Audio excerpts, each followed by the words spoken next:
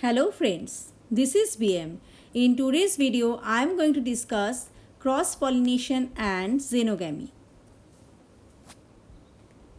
Today's agenda are what is cross-pollination, conditions for cross-pollination, agents for cross-pollination, xenogamy and its advantages.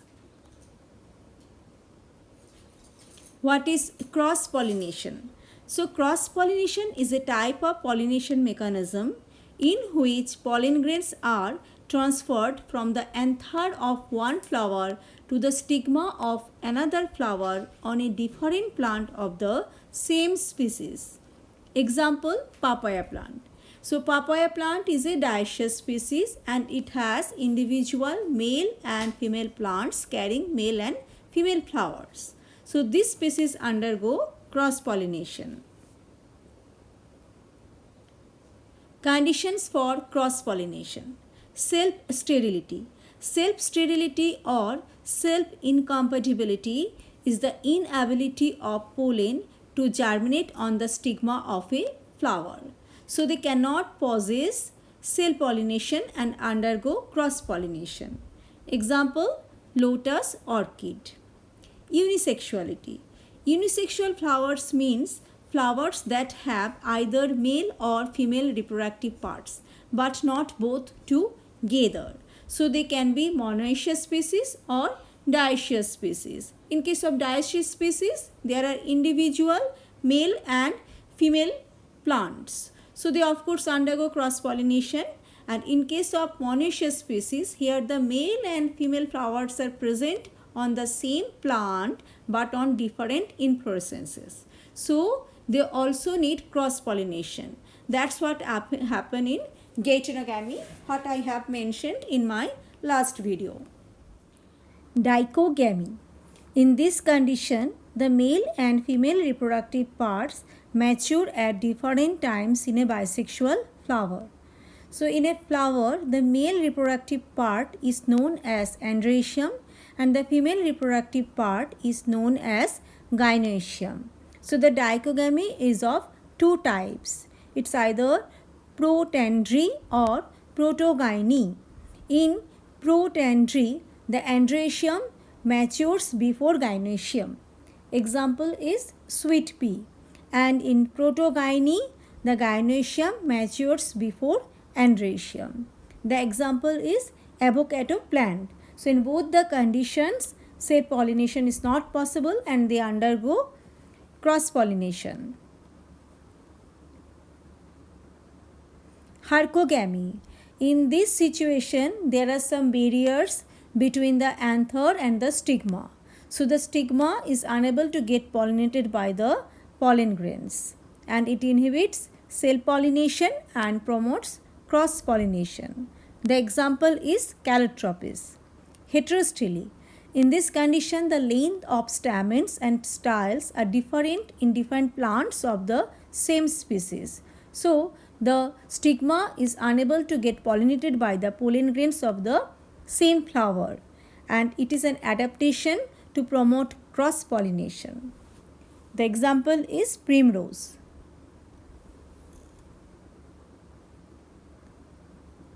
Now the agents for pollination. Agents refer to the factors that facilitate the transfer of pollen grains from the anther to the stigma of a flower. They can be living or biotic agents and non-living or abiotic agents. So the biotic agents are of different types. Entomophily, this is the most common type where the pollination occurs by insects. So for that, here the flower must be colorful. They must secrete nectar to attract the insects. And this type of flowers are called entomophilous flowers. Example is orchids. Ornithophily. Here the pollination occurs by birds and the flowers are called ornithophilous flowers. Example is bignonia. Chiropterophily. Here the pollination occurs by bats and the flowers are called Chiropterophilous flowers. Example is Bauhinia. Malacophily. This is a very rare type of pollination where pollination is occurs by mollusks and the flowers are called malacophilous flowers. Example is Volvulopsis nummularium. Psychophily. This type of pollination is occurs by butterflies. Example is milkweed. Now the abiotic agents or non-living agents. These are of two types, anemophily and hydrophily. In anemophily, the pollination is occurred by wind. So the pollen grains must be non-sticky, dry, and so they can easily carried by the wind and light in weight. The flowers are called anemophilous flowers. Example is Cyclospinous. Hydrophily, here the pollination is done by water and the pollen grains must be buoyant and they have some mucilaginous layer to stay protected from the water. Example is Vallisneria. What is xenogamy? In xenogamy, the word xenos is a Greek word which means stranger. Xenogamy is a type of cross-pollination in which the pollen transfer occurs between two genetically different plants of the same species. Here you have to notice the difference between geitonogamy and xenogamy. What happens in geitonogamy? In geitonogamy, pollen transfer occurs between two flowers of the same plant or between two flowers of two different plants, but both the plants are genetically identical. But in xenogamy, the pollen transfer occurs between two plants, those are genetically different.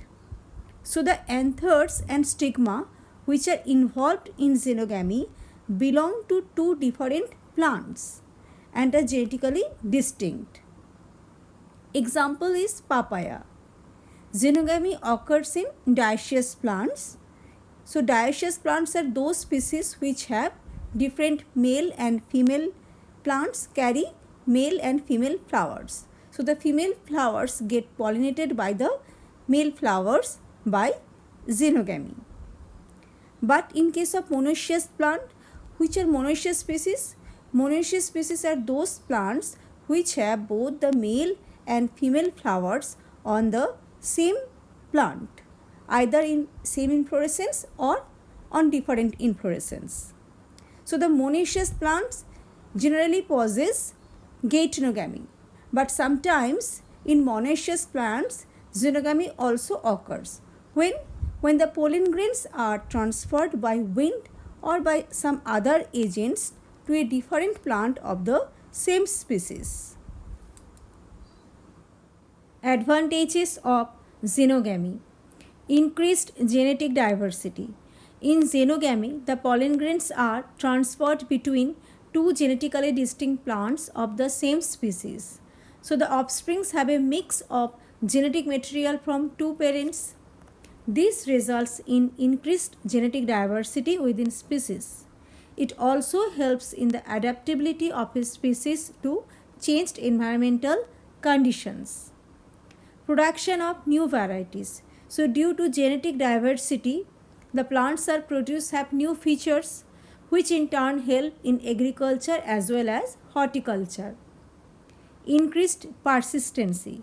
So this genetic diversity is very crucial to increase the resistant capacity of offsprings for diseases and environmental stressors. Robust offsprings. So due to the mixing of genetic material from two different plants, the recessive allele can be masked by the dominant allele. So the offsprings are produced, they are more stronger and have more robust genetic inheritance. Thank you for watching my video.